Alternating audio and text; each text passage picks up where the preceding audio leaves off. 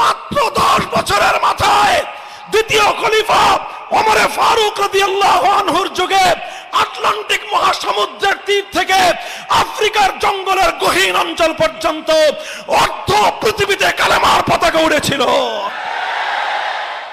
আমার কথা এটাই, হে উম্মতে মুসলিমার সদস্যরা, ইসলামকে নিয়ে সামনে এগিয়ে যেতে হবে। জীবনের শেষ মুহূর্ত পর্যন্ত মরতে মরতে লড়তে হবে, লড়তে লড়তে মরতে হবে।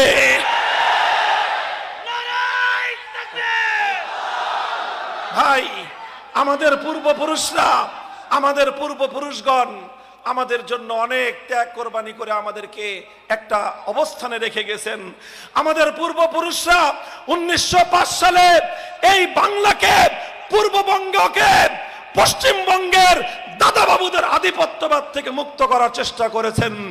কিন্তু রবীন্দ্রনাথ ঠাকুরের উগ্র সাম্প্রদায়িক সহিংস আন্দোলনের কারণে সফলতা পরিপূর্ণ আসে নাই। তার বদলে 1947 সালে পূর্ববঙ্গের মুসলমানরা দিল্লিকে লাল কার্ড দেখিয়েছে। তারপরে পিন্ডির সঙ্গে আমরা একত্রিত হলাম। পিন্ডিরা, পশ্চিম পাকিস্তানি খান পাঠানরা আমাদেরকে ভ্রাতৃত্বের বদলে প্রভুত্ব করতে চাইলো আমাদের সাথে। 1971 সালে আমরা বললাম ইসলাম দুনিয়াতে এসেছে সকল জুলুমের অবসান করার জন্য। জালিমের বিরুদ্ধে মজলুমের লড়াই হলো 1971 সালে। জালিমরা পরাজিত হলো, মজলুমরা বিজয়ী হলো।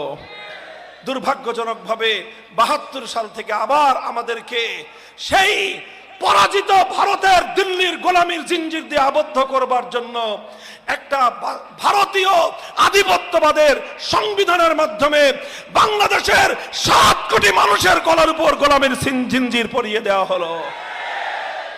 অনেক ইতিহাস, দীর্ঘ 53 বছর সংগ্রাম করার পর 24 জুলাইয়ের যোদ্ধারা সহস্রাধিক দামাল প্রাণ বুকের রক্ত দিয়ে দিল্লির আধিপত্যকে উৎখাত করে আবার পূর্বপুরুষদের আমানত, এই শাহজালাল শাহ আমানতের পবিত্র ভূমিকে মুক্ত স্বাধীন করেছে।